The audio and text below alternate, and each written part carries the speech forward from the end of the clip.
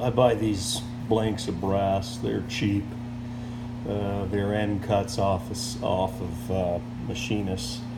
Generally pretty expensive in bar stock, but if you buy these, they're only worth about $1. So I paid $1 for this. Anyway, I needed a way to adjust my fence, and so I used one of these and milled these out of it. Now, whenever you make something that clamps onto a fence, a good way to make it is to have a little pin that's kind of tight so that it doesn't pull off. Okay, and that allows it to press against the fence without it sort of screwing things up. So I'll show you this in my next. Okay, so that's going to pop onto my fence. And as I said, if you put a little pin, do you see that little pin? And then you put a little pinhole in this.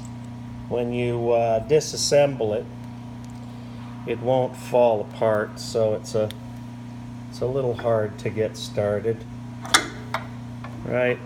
So that now can come off. See that doesn't rattle out, eh? So that's nice. And then here is the trick, okay? So what we do here is we have a little stop.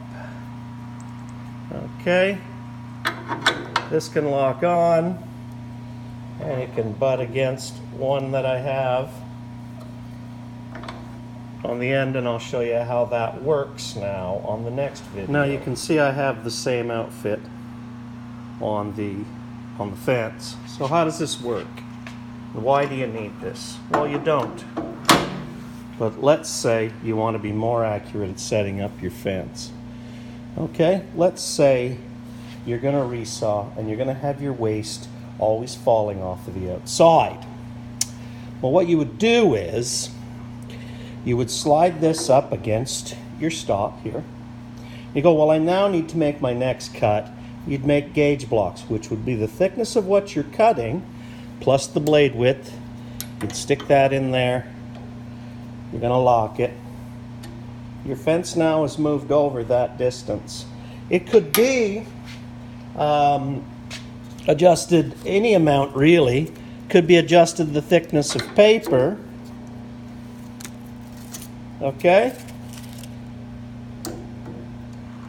And it's done. Now the real important thing here is that you have those slugs.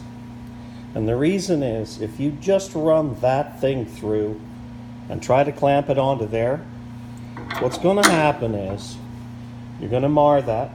It might go into the same hole. With a flat thing there, you can just adjust it and tighten it, and it doesn't rock.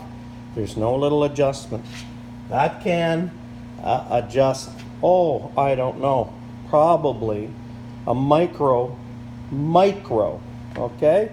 So for adjusting fences, okay, or a number of things, you'd say, well, what good's that? Well, what we could do here is we could have little blocks that pop in on a dado, and now we can have two settings for cutting cheeks on tenons. It's a great little addition. I thought I'd share it, and I like it. I'm up for a contest, so I need it.